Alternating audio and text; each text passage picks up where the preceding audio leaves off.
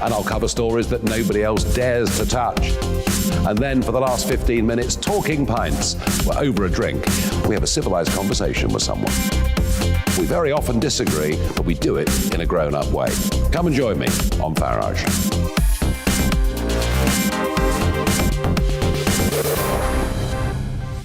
I'm Dan Wootton. Join me Monday to Thursday from 9 to 11 for the feistiest and most fun news debate on TV, where free speech reigns. I'll bring you a sharp take on the day's biggest stories, bombshell newsmaker interviews, and A-list guests. And I guarantee you, no spin, no bias, no censorship, and no reason to go to bed.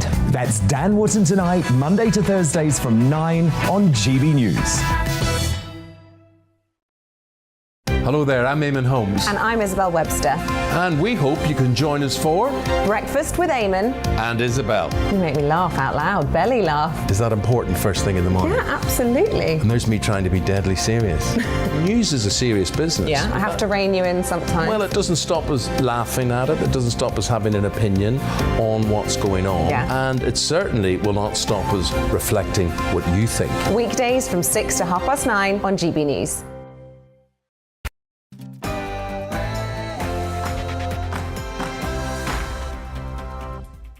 A very good afternoon. It is 3 o'clock. You're watching the Briefing PM, your fix of all the latest afternoon news, political debate and analysis here on GB News. Coming up over the next hour, we'll be looking at, of course, that dramatic day in politics yesterday. We'll speak to a Tory Rebel MP, Andrew Bridgen, on whether the game is up for the Prime Minister or indeed if there is a way out for Boris Johnson. Also, with one Conservative defecting to Labour and others said to be considering doing the same, is the start of rebuilding the famous Red Wall for Keir Starmer. We'll speak to a Labour MP. And with Plan B being scrapped, are we finally entering a world where we learn to live with COVID? As always on this programme, we're very keen to hear your views. Do get in touch, whether you agree or disagree with me, or indeed whether you think Boris should stay or resign. GBviews at gbnews.uk or tweet me at GBnews. That's all coming up with me, Darren McCaffrey, between 3 and 4. But first, let's get the news at the top of the hour with Rosie Wright.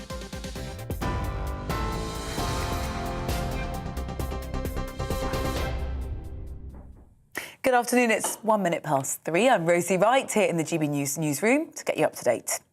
A senior Conservative MP has accused the government of blackmailing members of Parliament out of voting to oust the Prime Minister. Chair of the Public Administration Committee, William Wragg, was one of those calling for Boris Johnson to resign, says rebels have faced pressures and intimidation from ministers. He urged MPs to report threats of blackmail to the police. It is not their function to breach the ministerial code in threatening to withdraw investments from members of Parliament's constituencies which are funded from the public purse. Reports to me and others of members of staff at number 10 Downing Street, special advisers, government ministers and others encouraging the publication of stories in the press seeking to embarrass those who they suspect of lacking confidence in the Prime Minister is similarly unacceptable. Meanwhile, the former Conservative MP who defected to the Labour Party, Christian Wakeford, claims he was threatened about the loss of a school in his constituency if he did not toe the line. Well, Boris Johnson has previously said he's adamant there's no evidence to support Tory MP William Wragg's accusations and allegations of blackmail. The Commons Speaker, Sir Lindsay Hoyle, encouraged MPs who experience intimidation to write to him. While the whipping system is long established, it is, of course, a contempt to obstruct members in the discharge of their duty or to attempt to intimidate a member in their parliamentary conduct by threats. The Shadow Chancellor Rachel Reeves, who's in Bury, was asked why she isn't triggering a by-election as a result of the defection. Our national reporter Paul Hawkins has been in the constituency with the latest updates. She also spoke about the possibility of a by-election, referring to the previous Parliament. She said that some Labour MPs had defected then and she didn't call for by-elections then and she wouldn't be doing so now. She said, I would say to the government, if you want a by-election, let's have a by-election in every constituency. It's called a general election. So no indication from the Labour Party of any by-election anytime soon. Some in the local Labour Party here disagree with that. They want a by-election. Many people I spoke to say a by-election would only be fair. And because Christian Wakeford sponsored a piece of legislation that would have made it mandatory for defecting MPs to have a by-election, that opens Labour to accusations of hypocrisy. In other news now, Scotland's First Minister Nicola Sturgeon has said she won't be following in England's footsteps and getting rid of all COVID restrictions. Let's find out more. We can go to South Queensferry to speak to our Scotland reporter, Davy Donaldson. Davy, in which case, what is Nicola Sturgeon's plan instead?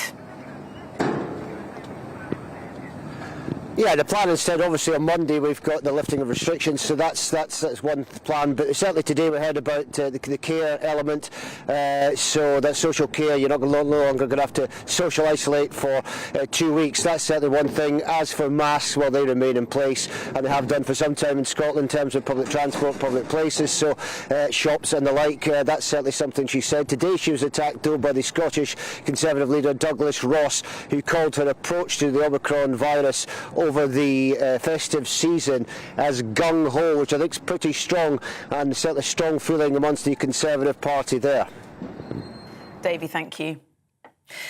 Now, the European Commission President Ursula von der Leyen has said the EU will respond with massive economic and financial sanctions if there are further attacks from Russia on Ukraine.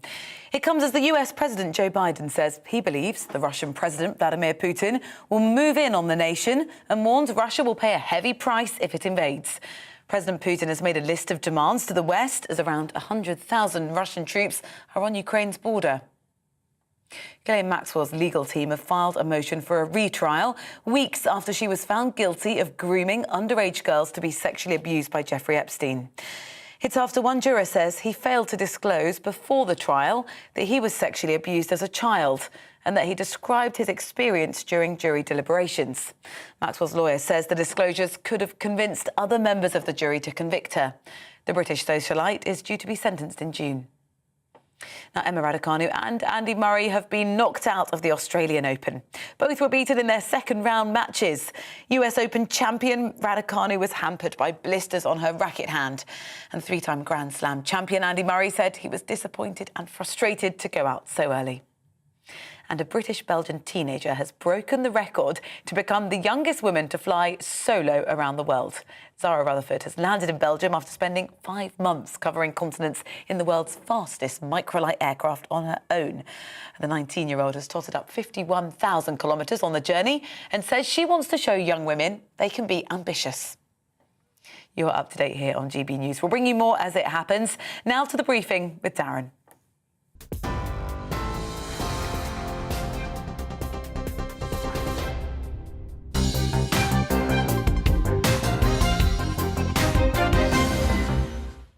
Yeah, very good afternoon on this Thursday. It is 7 minutes past 3 o'clock. Thank you for joining us here on GB News, on TV, on DAB radio, and of course online.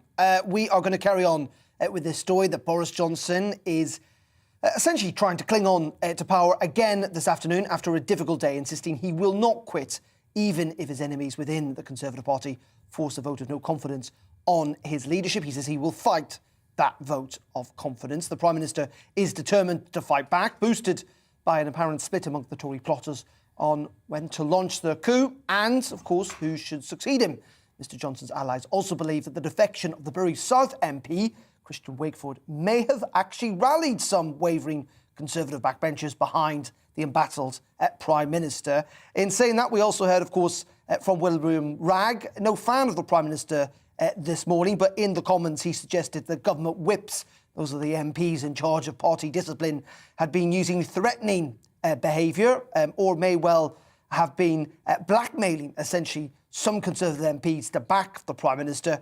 He suggested that if that was the case, they should not just report it potentially to the Speaker of the Commons, but also to contact the police. Pretty serious intervention, though some would suggest this is what the whips have always done. Well, to talk about all of this, delighted to say, joining me in the studio is the Conservative MP for North West Leicestershire, Andrew Bridgen. Andrew, thank you very much indeed for joining us here in the studio.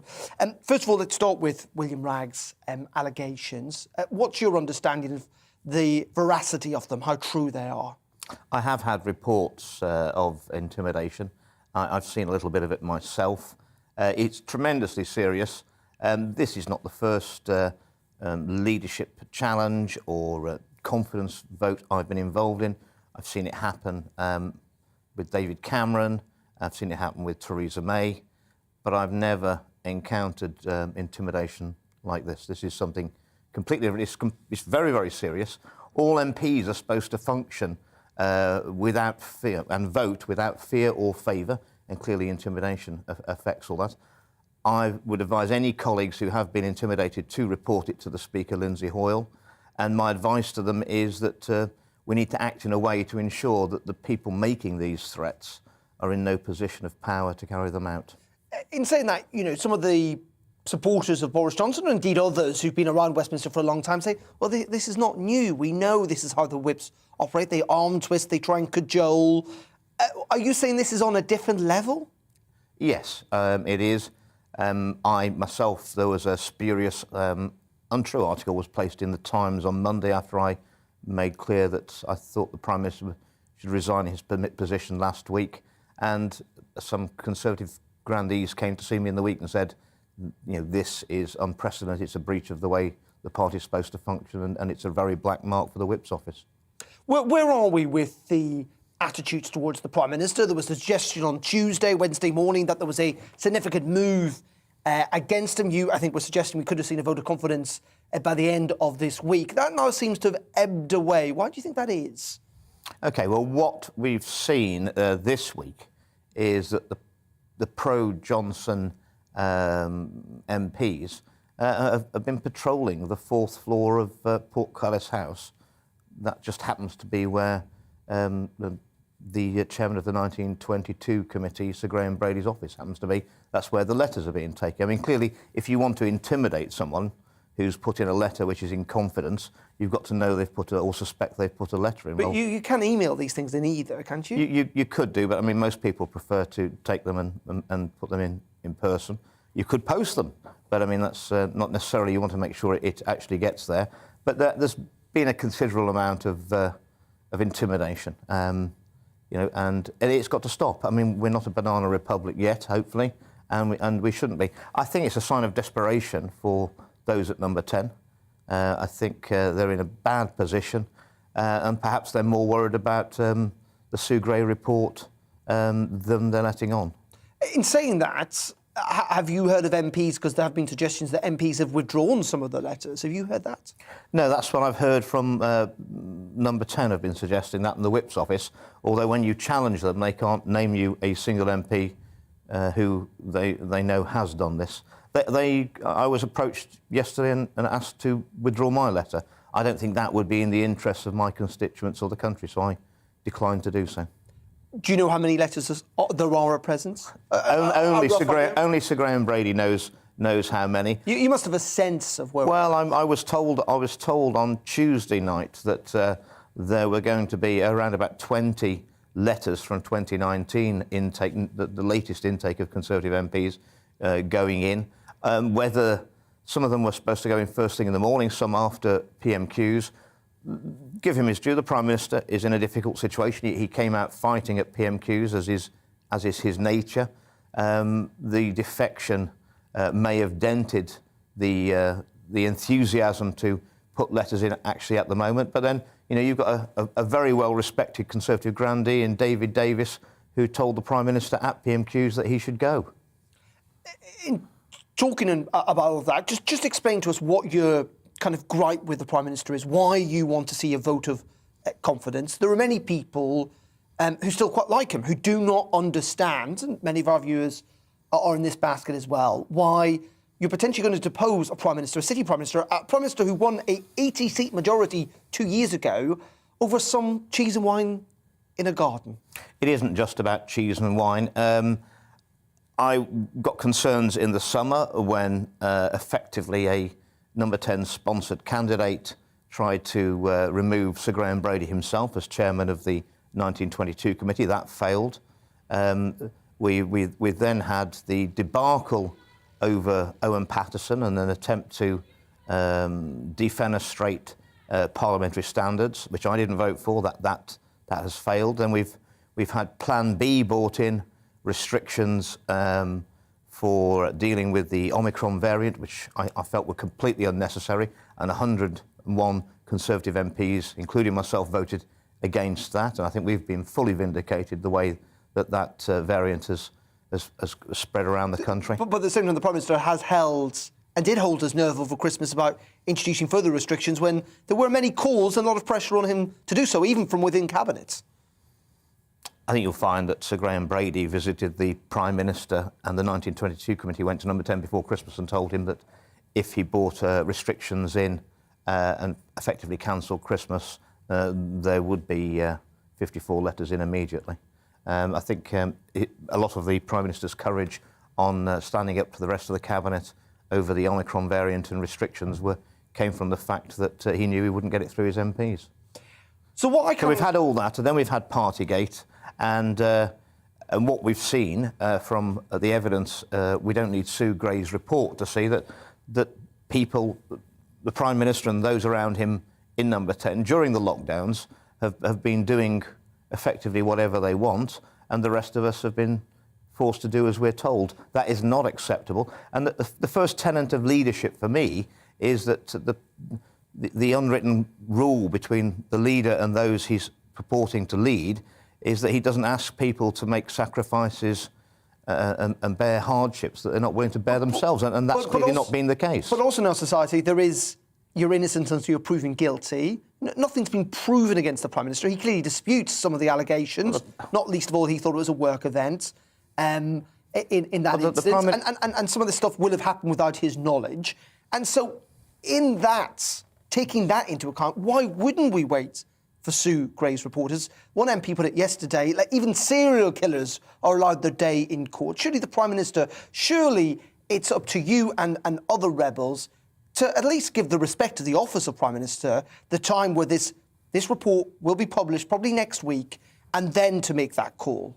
Well, possibly next week. But the problem with Sue Gray's report is it keeps getting pushed back because we constantly have a drip, drip, drip of further information coming out that's detrimental to the Prime Minister. So Sue Gray's almost got as much workload on her desk as she started with, despite the fact that she's been doing this report for some time. I'm not sure when it's going to come out. In the meantime, the Prime Minister is using every lever of power of government to defend himself from these allegations. That's not the job of government. The government's there to serve the people and carry out government policy, not to spend all its time defending the Prime Minister. That's paralysing the Prime Minister. It's paralysing the government. And huge events, such as, Barry Gardner taking money from the Chinese Communist Party and employing a spy in his office, that gets passed by without almost remark because that's not working. That's not tenable. Well, at the same time, people would say, the Prime Minister's been interviewed again today, constantly asked about this. Well, as you say, there's those allegations. There's clearly a very, very serious situation involving Ukraine and Russia. There's a cost of living crisis beckoning, if not already here. There was lots of big things. And in many ways, that's because of you and I. I mean, the government does want to get on with this stuff. And if we weren't talking about this, all of this, the government might be focused on that. That we're, in part of that problem. Well, there's clearly accounts from witnesses who Sue Gray needs to interview, which are completely contradictory to the Prime Minister's version of events that he's told Parliament and the country. And someone's clearly not telling the truth. And if that turns out to be the Prime Minister, and he has deliberately misled Parliament and the country, then clearly that's a resigning matter or a removal matter. We can't have a situation where the Prime Minister of the country can't be trusted to tell the truth to the country and Parliament. Well, of course, and that's why I come back to this point. We're going to have to wait for that report. I mean, that's one of the things that, well, a judgment might be made on it. You might be better able to make a judgment. Just very finally on this, Andrew, if the Prime Minister survives, and it's entirely possible he does, do you feel that your political career is then at an end as one of the very few Conservatives who in the open have come out called for him to resign? My political future is always down to the people I represent in North West Leicestershire. If they want to vote for me, I'll be their MP. If they don't want to vote for me, I won't be their MP. I'm there to serve. Are some of them angry of the position you've taken? Some of them are. Whether they're fully appraised of all the facts, I'm replying to them all. But before I went public with the fact that I put my letter of no confidence in, my inbox was getting 200 to 300 emails a day, 95% of which were negative for the Prime Minister. That rose to over 1,000 a day towards the end of last week. And I would say it was 80-20 against. A poll was out, I think, yesterday. Over half of the people who voted for us in 2019, only 2 years ago, quite Conservative, think the Prime Minister should stand down.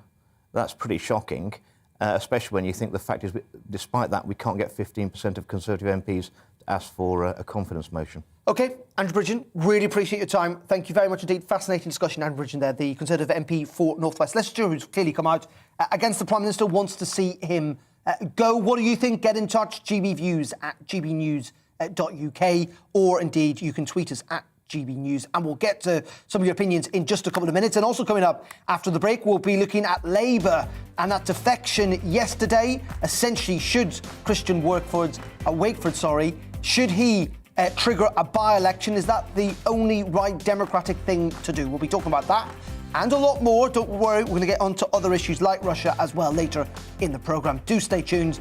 But before all that, let's get the weather from the Met Office. Hello. It is a sparkling day of winter sunshine out there for the vast majority. It's a little fresh perhaps, but certainly tonight it's going to turn cold with a hard frost forming pretty quickly. Here's the reason why the weather's so settled at the moment. A chunky area of high pressure. But the winds go around the high like that, so they are coming down the North Sea. So it's the east coast that's seeing a fairly brisk and chilly wind, and there are a few showers. Coastal strip of Lincolnshire down into Norfolk in particular, seeing a few showers and a brisk wind. It's quite breezy across the Northern Isles.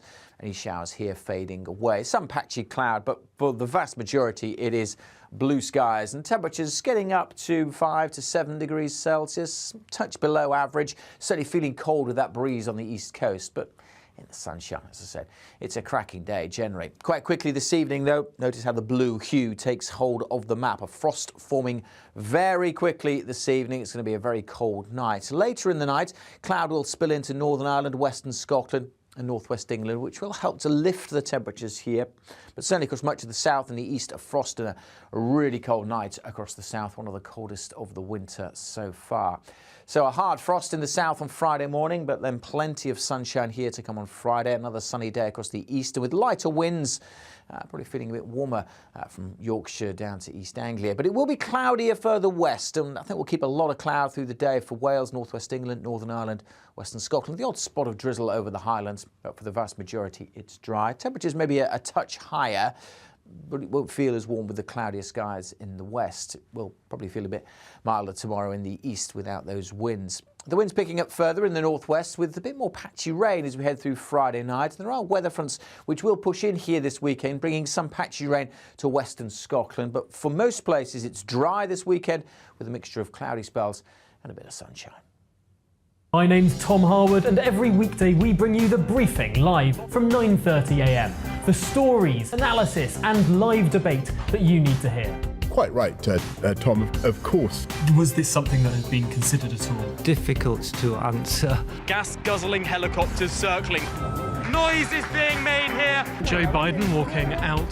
Thank you very much for joining us. Don't miss it. The Briefing with me, Tom Harwood, Monday to Friday, 9:30 a.m.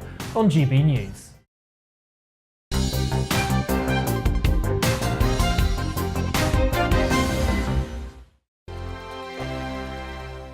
Hello there, I'm Eamon. And I'm Isabel. And you're watching the GB News digital stream across the United Kingdom. And around the world. If you're here in the UK, you can also watch us on your TV screen. GB News is Freeview channel 236. On Sky, we're channel 515. 626 on Virgin Media. Just remember, you might need to retune your TV to watch the channel. Yeah, and if you are doing that, find out more about retuning by going to gbnews.uk. Join my show Farage, 7 p.m. till 8 p.m. Monday through Thursday, and there you will get opinion, analysis, debate, and I'll cover stories that nobody else dares to touch. And then for the last 15 minutes, talking pints. We're over a drink. We have a civilized conversation with someone. We very often disagree, but we do it in a grown-up way. Come and join me on Farage.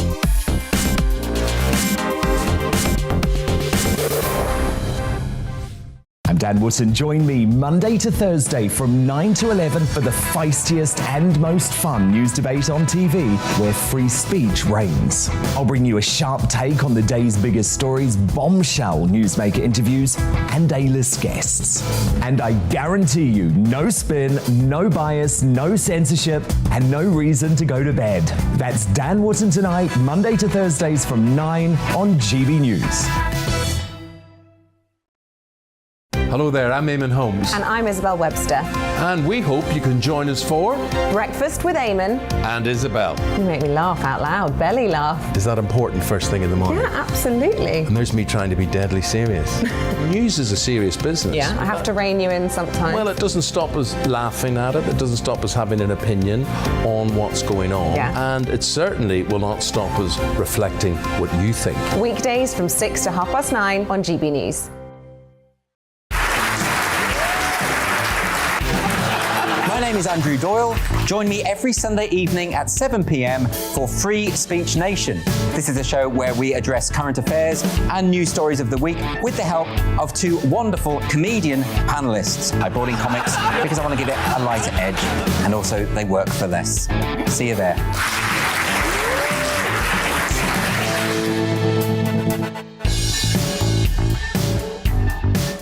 Join me, Mark White, here on GB News. For more than 2 decades, I've been at the sharp end of reporting crime and security at home and abroad. From the scourge of terrorism to the fight against violent crime and the deepening small boats crisis in the Channel, they're issues you rightly care about, and so do I. As GB News home and security editor, my focus will be on the stories that matter to you.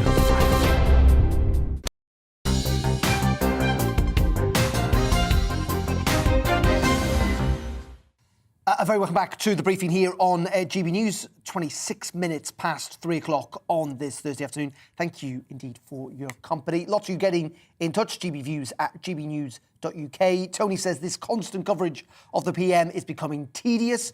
Jackie says, how arrogant is Boris Johnson on calling his colleagues to bring it on? Has he no shame? Alison says that Andrew Bridgen, who we just interviewed before the break, is a patriot for our country and should be patted on the back. And Bruce says, excellent summary by Darren McCaffrey on why this Partygate is important. It's about having trust and integrity in our leader. Can you imagine this man in a time of war not knowing what the rules of engagement were?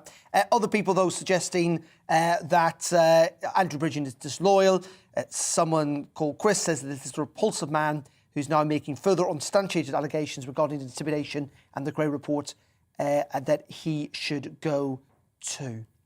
OK, well, let's focus on Labour now, because they've got a new MP. However, there are rumours that it might not be the only new MP for Keir Starmer, with several Conservatives apparently considering joining the Labour ranks, potentially up to 5, following Christian Wakeford's movement out the door, across the aisle to join the Labour Party. Well, delighted to say I'm now joined by the Labour MP and Shadow Minister for Peace and Disarmament, Fabian Hamilton. Fabian, thank you very much indeed for joining us. First of all, these rumours about other Tories crossing the aisle, have you got any more intelligence on who they might be? Have you been talking to Conservatives about switching parties? No, I haven't, I'm afraid, Darren, and I don't have any further intelligence about this. I mean, I've just been getting on with my job, which is quite a complex Foreign Office job with many, many challenges around the world. I have some sympathy with those viewers who think that this Partygate nonsense is getting a bit much, really, and it's distracting us from the real issues at hand that are threatening our country and our world. That's what we're concentrating on, so I'm sorry I can't help you on that front. One thing you could help us with is that Labour, I think Keir Starmer, Rachel Reeves, others, and including Christian Wakeford himself, who we're seeing on screen at the moment, don't want to trigger a by-election in Bury South. Why is that? Well, the principle of the unwritten British Constitution is that all MPs are elected in their own name, in their own right. Now, of course, we're all very aware that we wouldn't get elected without our party ticket.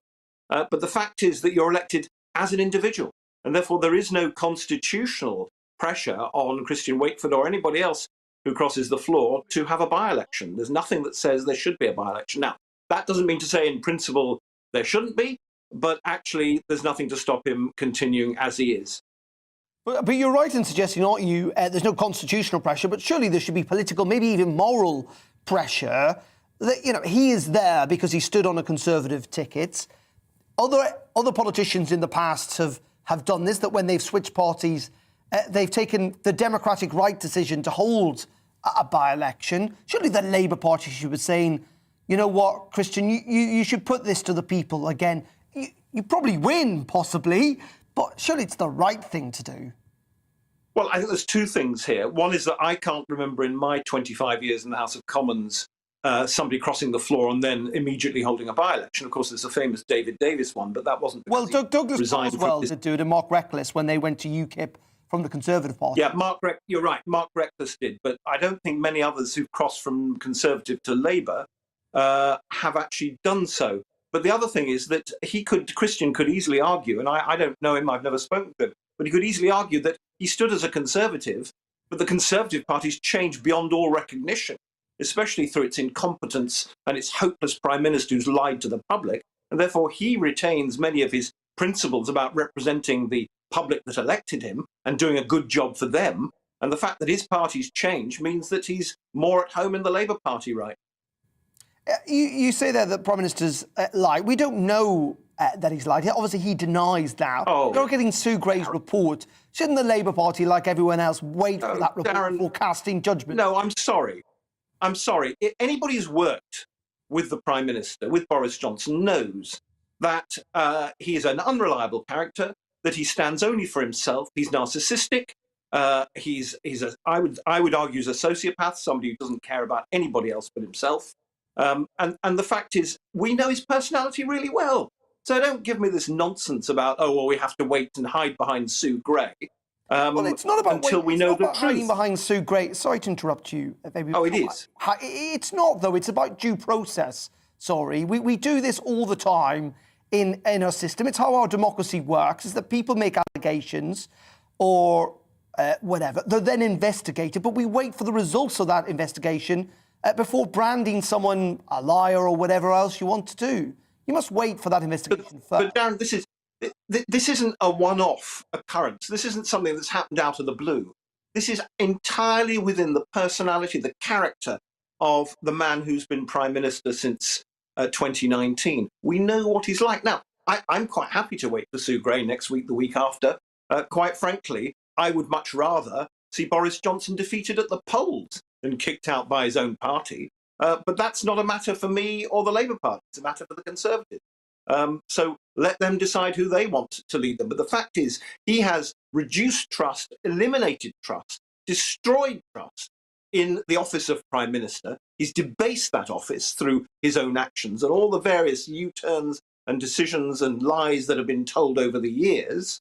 And secondly, it would probably be much better for Labour for him to stay in office and be defeated by the ballot box. But that isn't the way our system works at the moment, I'm afraid. OK, Fabian, I appreciate your time. That's Fabian Hamilton, that Labour MP, joining us down the line. Thank you very much indeed, Fabian. OK, we're going to pause there. As promised, we're going to get onto other issues in the next part of the programme, not least of all talking about whether Plan B restrictions, them coming to an end. Are we now entering a world in which we have to live alongside COVID without restrictions? And we'll be talking about Russia and Ukraine. That in the next 30 minutes. But first, at the bottom of the hour, is the news again with Rosie.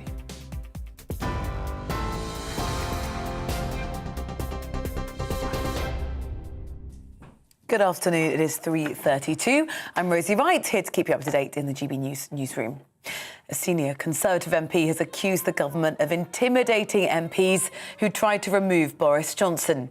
Chair of the Public Administration Committee, William WRAGG, one of those calling for the Prime Minister to resign, says rebels have faced pressures and intimidation from ministers. He urged MPs to report threats of blackmail to the police. Boris Johnson is adamant there's no evidence to support the allegations. Among those accusing the government is the newly defected Bury South MP, Christian Wakeford. He claims he was threatened about the loss of a school in his constituency if he did not toe the line. He also says Labour will give the country the leadership it deserves, not the one they are embarrassed by. In other news now, Ghislaine Maxwell's legal team have filed a motion for retrial weeks after she was found guilty of grooming underage girls to be sexually abused by Jeffrey Epstein. Maxwell's lawyer says a juror disclosing that he was sexually abused as a child could have convinced other members of the jury to convict her. The British socialite is due to be sentenced in June.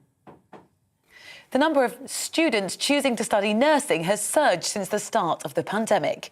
UCAS revealed a record 28,800 students in England selected a nursing course as their first choice last year when applying to university. 7 in 10, nearly 7 in 10 18-year-olds said COVID inspired them to apply. Emma Raducanu and Andy Murray have been knocked out of the second round of the Australian Open, both beaten in their second round matches. US Open champion Raducanu was hampered by blisters on her racket hand.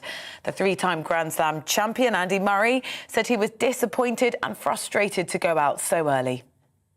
You are now up to date here on GB News. We're on your TV, online and DAB Plus radio. We'll be keeping you up to date throughout the day. A short break now, and then we'll be back to the briefing with Darren.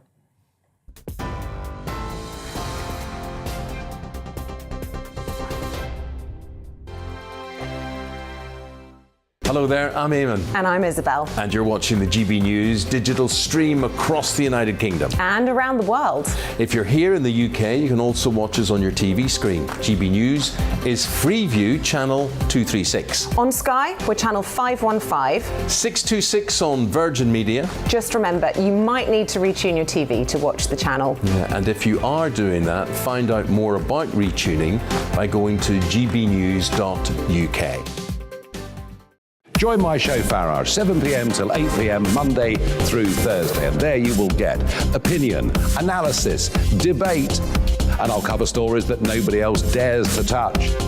And then for the last 15 minutes, talking pints. We're over a drink. We have a civilized conversation with someone. We very often disagree, but we do it in a grown-up way. Come and join me on Farage.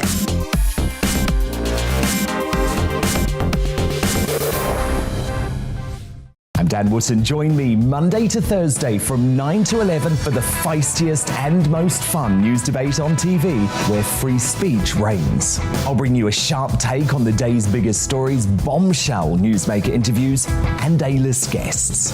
And I guarantee you, no spin, no bias, no censorship, and no reason to go to bed. That's Dan Wootton tonight, Monday to Thursdays from 9 on GB News.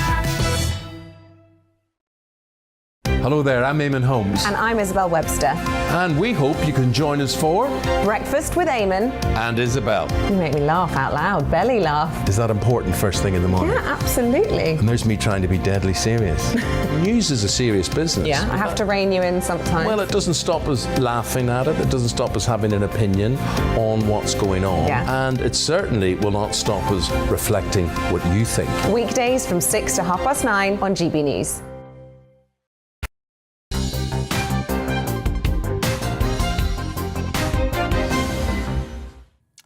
Very welcome back to the briefing with me, Darren McCaffrey, here on GB News. It is 23 minutes to 4 o'clock. Now, let's move away from the controversy around the Prime Minister for a bit, and let's go to Scotland, where the First Minister, Nicola Sturgeon, has faced huge criticism for introducing unnecessary COVID restrictions post-Christmas. It comes as the First Minister confirmed that most of these restrictions will be lifted from next week, but face masks and vaccine passports will remain in place. There were fire exchanges during First Minister's questions at Holyrood this afternoon. Let's have a look. Does the First Minister agree with Pete Wishart, currently the SNP's longest-serving MP at Westminster, who said earlier on this week it was a fair point that her government had imposed too many COVID restrictions over Christmas?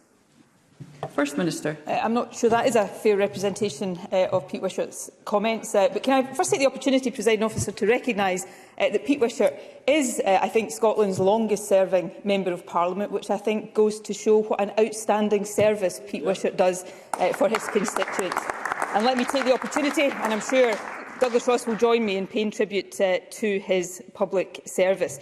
I think we introduced a series of balanced protective measures over the Christmas period, coupled with the extraordinary response of the public, changing their behaviour, and of course the extraordinary success of the booster programme. We are thankfully now in a better position than we might have been when we were looking ahead before the Christmas period. But we're not in a position that I think allows us any complacency. COVID rates are still high. There are still significant uncertainties ahead, which is why I think doctors, nurses, NHS managers, trade unions all expressed some concern with the Prime Minister's announcement yesterday to lift all restrictions at this stage, including the requirement to wear face coverings. First Minister said it wasn't a fair representation of Pete Wishart's comments. It was a direct quote. He was asked, has the First Minister in Scotland introduced too many COVID restrictions over Christmas? And his response was, that is a fair point. He agreed with the premise of the question. And the First Minister went on to laud his parliamentary career. Perhaps you could maybe listen to him when he, an SNP member, elected representative, is saying the restrictions imposed over Christmas were too much. Because the First Minister imposed restrictions that had a massive impact on jobs, on businesses, on people's mental and physical health. But we can now see they weren't needed. It was the Scottish public's actions, not the SNP government's restrictions, that got this right.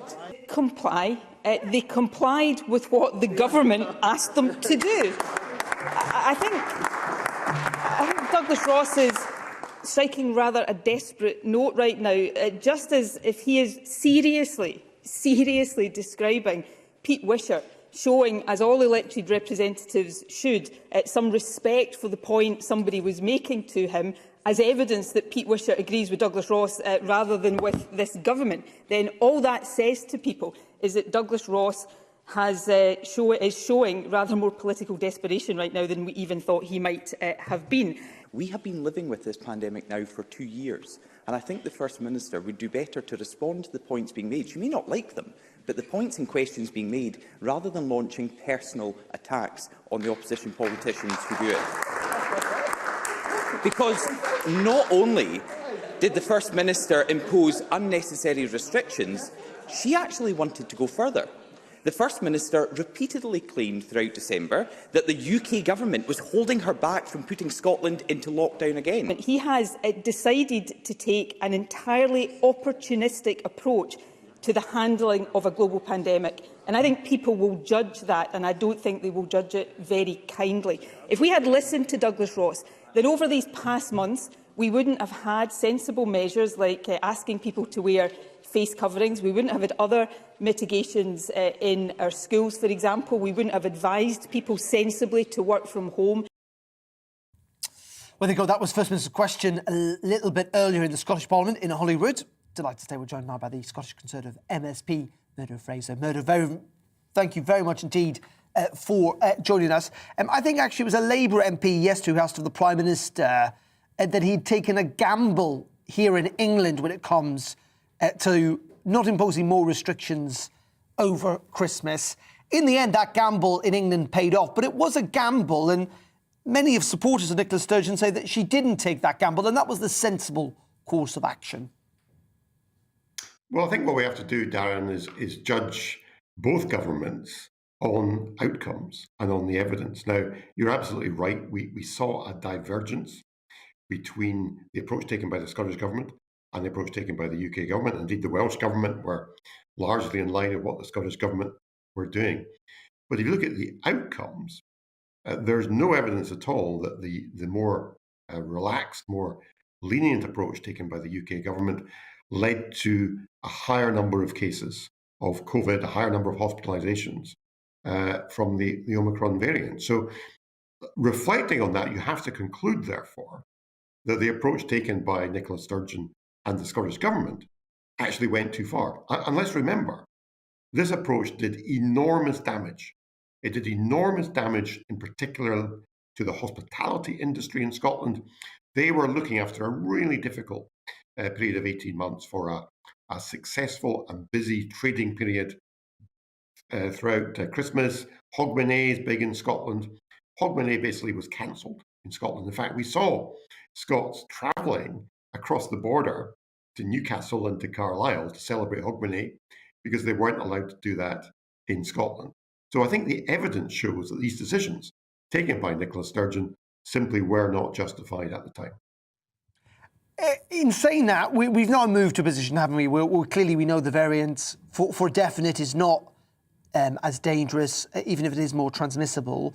How do we learn to live with COVID, Murdo, in terms of, I mean, should we stop daily testing, for example? Lots of people saying it's pretty pointless now. Well, I think we've got to recognise the fact we're getting towards a point where COVID is becoming endemic in the population. And that affects the way we respond to it. So the Prime Minister yesterday made a series of announcements about restrictions ending almost entirely in England. Our view would be that the Scottish Government needs to start doing something similar in Scotland. So for example, we haven't seen any shift yet in Scotland on an end to working from home requirements, and we think that needs to shift because city centre economies do depend on people getting back into the office. We need to see a shift around vaccine passports, which we have in Scotland. There's no evidence these actually work, and yet we see these being maintained. We still see the requirement for face masks being worn in schools, and again, there's no evidence to support that on an ongoing basis. So we would like to see a relaxation of these rules in Scotland. There will be some issues I think we will need to continue to deal with. I think there'll be some requirement to wear face masks in busy and crowded environments, such as on public transport. I think that's a sensible precaution. But I think it's better to trust people to take decisions like these for themselves in the main, rather than the government passing down rules to people. And what we've seen throughout this whole pandemic for the last nearly 2 years is the public are taking this seriously and are taking responsible decisions for themselves to protect themselves and their families. And I think that's the way we should try and approach this issue in the future. OK, just very finally, Murdo, while we've got you, you tweeted out recently, I'm afraid the Prime Minister's position is no longer tenable. He's lost public trust, and in the interest of the country and the Conservative Party, he should step down. Have you betrayed not just the Prime Minister, but indeed the Conservative Party? Essentially, are you a traitor calling for the Prime Minister to step down when, frankly, nothing's been proven against him? No more so than members of the current cabinet who were calling for the previous Prime Minister, Theresa May, to step down when she had broken no rules. I'm sorry to say, and it gives me no pleasure in doing so, that the Prime Minister has lost credibility. His explanation for the episodes in 10 Downing Street simply are not credible. And I'm really concerned that he is doing more damage by continuing in office. And I think it is in the interests of the Conservative Party, but more importantly, in the interest of the country, that he now steps aside and allows somebody else to take over. OK, Murdo Fraser joining us there from Holyrood, Conservative MSP. Thank you very much indeed for joining us. I appreciate your time here on GB News. Benita says, I'm appalled at the attempt to get rid of the Prime Minister. His achievements during the last 2 years have been phenomenal. His handling of the COVID situation has been exceptional and is acknowledged as such worldwide. I have the utmost trust in Boris because he's shown that when it really matters, he delivers.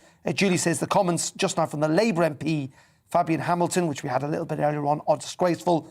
He stood behind the potential Prime Minister, Jeremy Corbyn. Get in touch at gbviews at gbnews.uk. There's the email address, or you can tweet us at gbnews.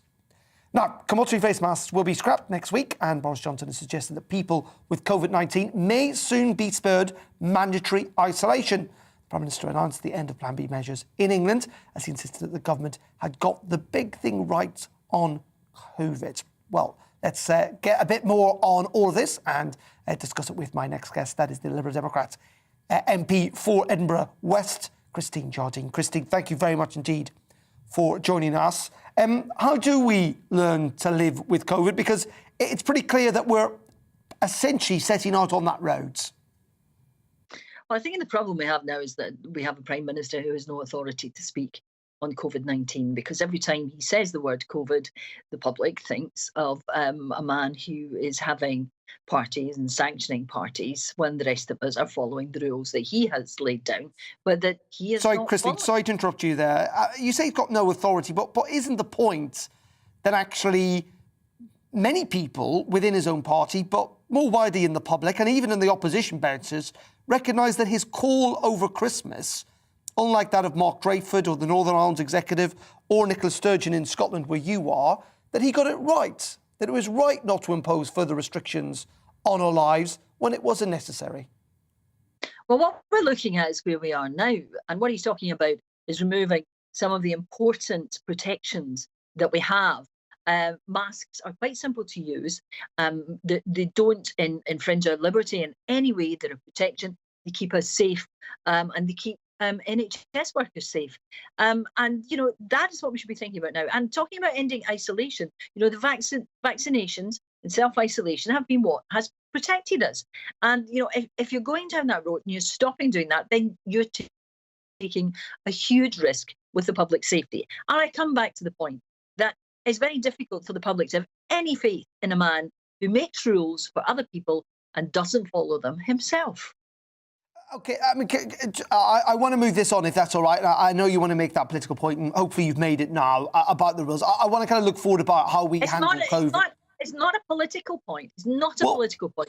I have constituents who support every political party coming to me and saying, this is not good enough. If you are a lawmaker, you follow the rules. So it's not a political point. No, it's a point about... OK, and you've made that point. I want to talk about how we deal, how the country deals, how politicians, how decision makers like yourself deal with COVID going forward. I mean, for example, do you think relatively soon we should get to a stage where we stop daily testing? Because essentially those figures seem now pretty irrelevant in that there is this massive decoupling between them and hospitalisations.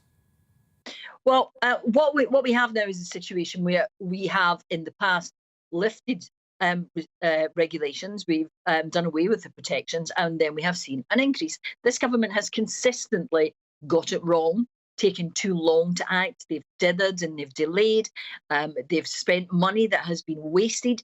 And now, yet again, they are talking about taking a risk. We are not out of the woods yet. And we need some of the protections. We need to keep masks. We've got schools with huge numbers out of school. They need masks and they need air purifiers. They need air purifiers in the classroom to protect them. Because, I mean, what we called for was for the government to do what its own advisors had asked it to do, and spend 15 billion in helping schools, helping children catch up with what they'd missed over the past 2 years. And they're only spending 5 billion. These are the things this government should be doing instead of focusing in sorting out its own mess, which they have created themselves. They should be focusing on what the country needs now, how we keep our schools open, how businesses recover. These are the things that we want to see them focusing on.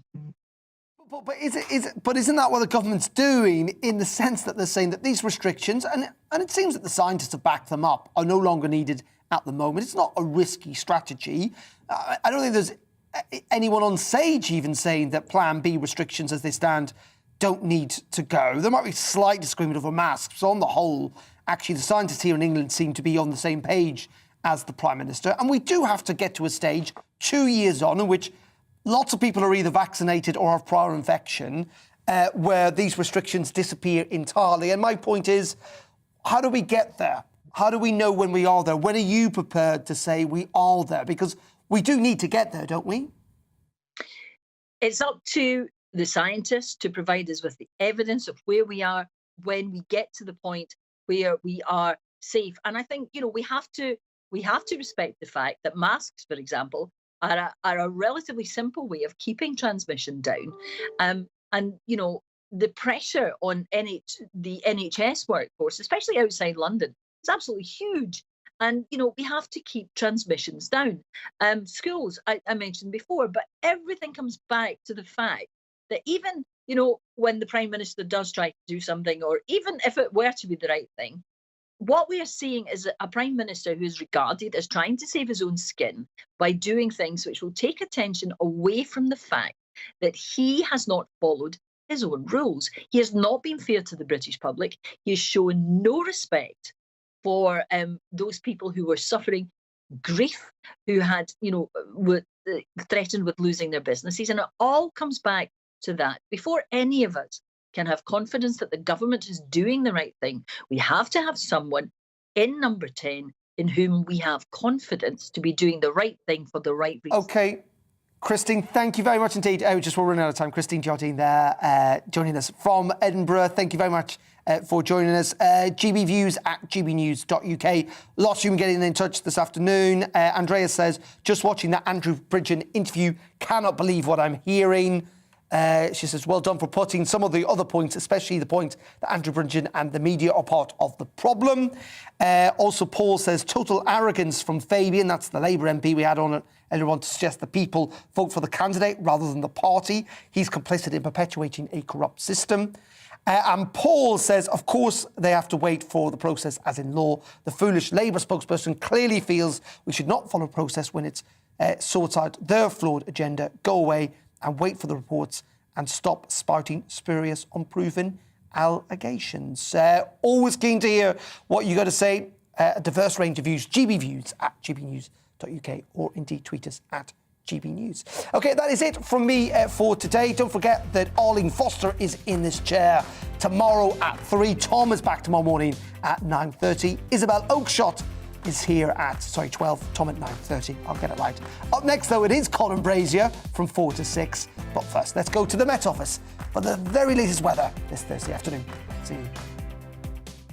Hello. It is a sparkling day of winter sunshine out there for the vast majority. It's a little fresh, perhaps, but certainly tonight it's going to turn cold with a hard frost forming pretty quickly. Here's the reason why the weather's so settled at the moment. A chunky area of high pressure. But the winds go around the high like that, so they are coming down the North Sea. So it's the east coast that's seeing a fairly brisk and chilly wind, and there are a few showers. Coastal strip of Lincolnshire down into Norfolk in particular, seeing a few showers and a brisk wind. It's quite breezy across the Northern Isles. Any showers here fading away. Some patchy cloud, but for the vast majority it is blue skies, and temperatures getting up to 5 to 7 degrees Celsius, touch below average. Certainly feeling cold with that breeze on the east coast, but in the sunshine, as I said, it's a cracking day generally. Quite quickly this evening, though, notice how the blue hue takes hold of the map. A frost forming very quickly this evening. It's going to be a very cold night. Later in the night, cloud will spill into Northern Ireland, Western Scotland and northwest England, which will help to lift the temperatures here. But certainly across much of the south and the east, a frost and a really cold night across the south, one of the coldest of the winter so far. So a hard frost in the south on Friday morning, but then plenty of sunshine here to come on Friday. Another sunny day across the east with lighter winds. Probably feeling a bit warmer from Yorkshire down to East Anglia. But it will be cloudier further west, and I think we'll keep a lot of cloud through the day for Wales, northwest England, Northern Ireland, Western Scotland. The odd spot of drizzle over the Highlands, but for the vast majority it's dry. Temperatures maybe a touch higher, but it won't feel as warm with the cloudier skies in the west. It will probably feel a bit milder tomorrow in the east without those winds. The wind's picking up further in the northwest with a bit more patchy rain as we head through Friday night. There are weather fronts which will push in here this weekend, bringing some patchy rain to western Scotland. But for most places, it's dry this weekend with a mixture of cloudy spells and a bit of sunshine. Join my show Farage, 7 p.m. till 8 p.m. Monday through Thursday, and there you will get opinion, analysis, debate, and I'll cover stories that nobody else dares to touch. And then for the last 15 minutes, talking pints. We're over a drink. We have a civilised conversation with someone. We very often disagree,